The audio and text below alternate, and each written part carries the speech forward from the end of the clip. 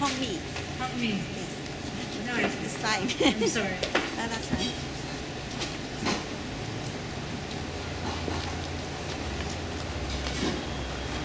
I don't think this will work for me, so I'm going to take it out. Just to there we go. Hello all. Hello. Although you all sit very quietly, very politely, I know what you think. You say, you must all think that who is this chick who has the chick to come up here? And when everybody else was reading Amy Tan and Ray Bradbury, and who does she read? She read herself. Well, who do you think you are? So to answer your question, I just want to tell you the story of that little girl who used to believe in fairy tales, and to act out that word that she believed in, she put on her head the crown and she wears sheer clothes, and she thought she was inside her fairy tale. And I am that girl in an older version. I want to be a published author, and I make believe that I have a manuscript, that I step in front of you and I read from it, and I hope that my fairy tale for these 10 minutes I can live in it. So thank you for being here. I will read for you an excerpt from my memoir. It's called Behind the Red Curtain, and this is about the 7 years that my family lived in Saigon after the Vietnam War ended. We were the people who was left behind after the last helicopter had taken off. And this is only 6 to 8 minutes from chapter 3, and it's about the scene when we failed to get into the international airport. It was blocked off. We cannot get in anymore, and my dad has to change plans and think of the next route. We went to my uncle's house. They discussed for a while, and overnight they thought that maybe we can head to the US Embassy, and just like everybody else who came there without paperwork, hopefully can catch a ride, a flight to freedom. We did not walk more than a few blocks when our procession was slowed by the mass of people on the streets. Total chaos had replaced order to reign on this normally stately neighborhood, lined with government buildings, international company headquarters, and foreign-owned mansions. On the street that was normally impeccable were debris and rubbish, food scraps, discarded luggage, clothing, empty cigarette boxes, printed papers. Tramping on these passed many thousand pairs of feet, running this way, that way, and above those escaping limbs were harried human fronts, with eyes searching for ways to run, searching for lost children, searching for unguarded belongings to steal, searching without a clear purpose, hollering for one another, all panicking. Rising above this frantic mass was a majestic building, a formidable boxy fortress with white concrete lattices enveloped by a vast compound, the US Embassy. All I could see clearly was a high exterior wall with barbed wires, the tall corrugated gates, and green striped uniformed soldiers guarding above the walls. In front of this stronghold was an uncoordinated, loud and mad makeshift camp, steaming with people.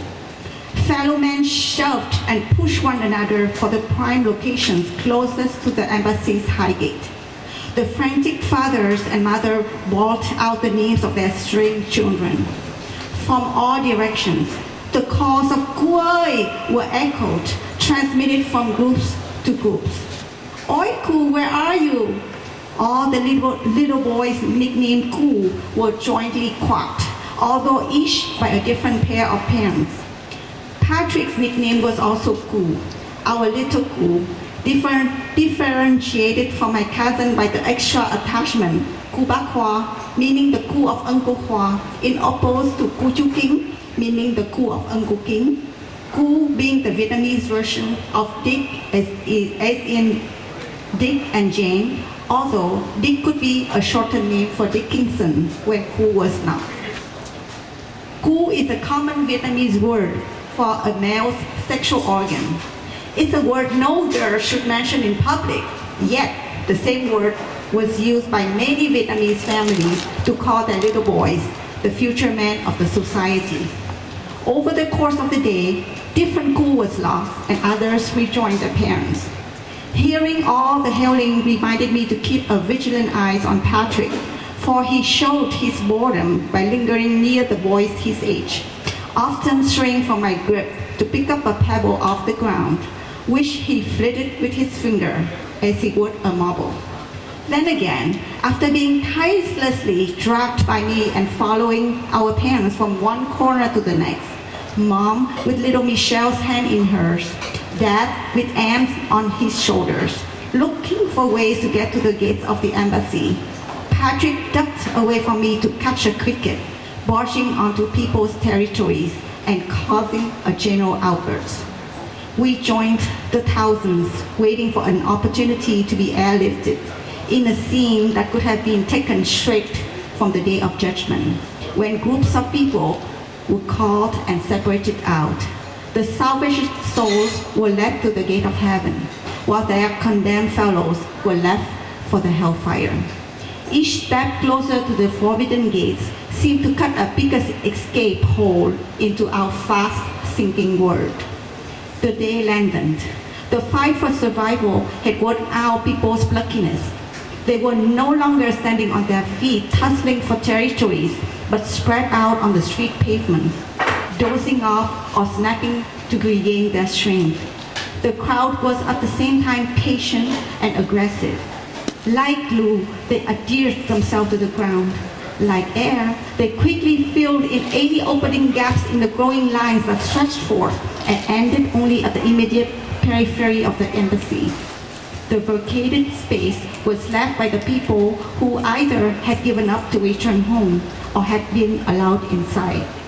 Belonging to the latter group were luckier families with higher political connections or with the backup of a large fortune. But we would get there, thought many people.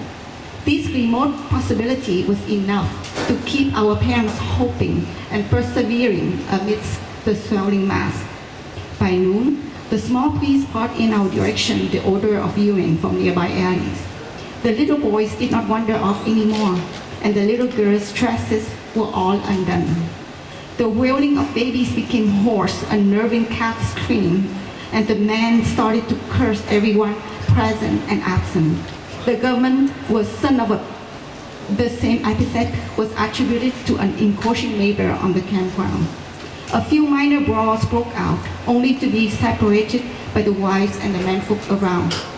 While we were thus lost in the anonymity of the mass, the sound of Mom's name rose above the brouhaha. We detected it at first faintly, barely audible.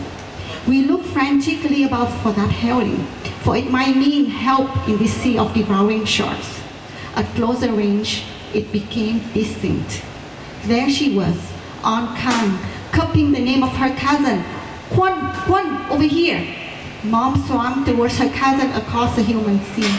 The two briefly conferred in whispers. They separated, Mom sweeping back with great difficulty to us, while Aunt Kong hastily departed from the embassy's ground. We found out the content of the urgent message in bits and pieces.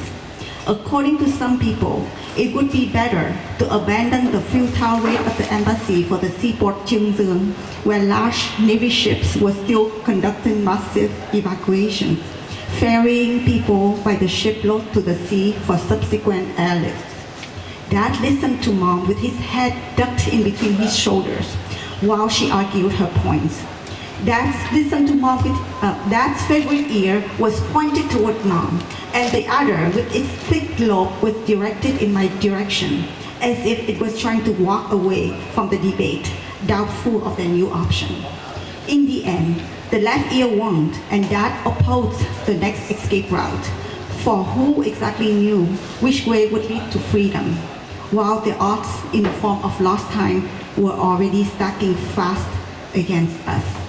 He would not waste any more precious time running to and fro. For many hours, we did not budge from where we doggedly stationed.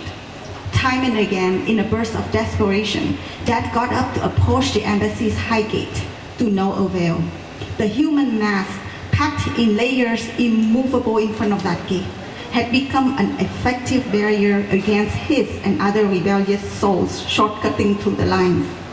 Normally docile and accommodating, the grievous and abandoned Vietnamese had turned savage, easily provoked to violence if slightly challenged to yield their game ground. Many young men attempted to climb over the high barbed fence, only to be thrown back by soldiers guarding the walls. The sun descended from its high arch, and the heat that had risen up like hot steam from the asphalt was dissipating. The heat that was pressed down on us like from a hot iron was lifted. Mom ordered us to follow the example of the streetwise people around us and climb on top of a car roof to rest, so not to be trampled in case of a stampede towards the gate. Above the noisy chopper came and went, whipping the air with their blades like a giant blender operated by an impatient chef. Suddenly, from the far horizon appeared a double helix Chinook, looming larger every minute through the canopy of tamarind trees, pulverizing leaves and branches, sucking up clouds of dust like the vortex of a tornado. The famous scene is well described in an abridged version of Heroes by John Pilger. It was approaching midnight. The embassy compound was lit by the headlights of embassy cars, and the Jolly Green Giant were now taking up to 90 people each. Martin Garrett, the head of security, gathered all the remaining Americans together.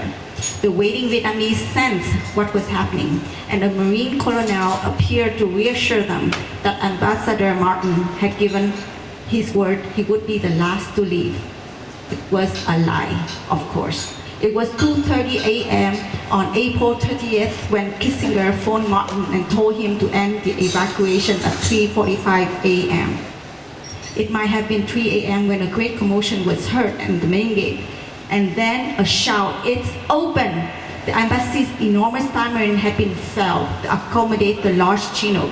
Its life was taken for the Americans to save their own. The American ambassador, Graham Martin, had mentioned that tamarind, referring to its majestic height as a symbol of the American might.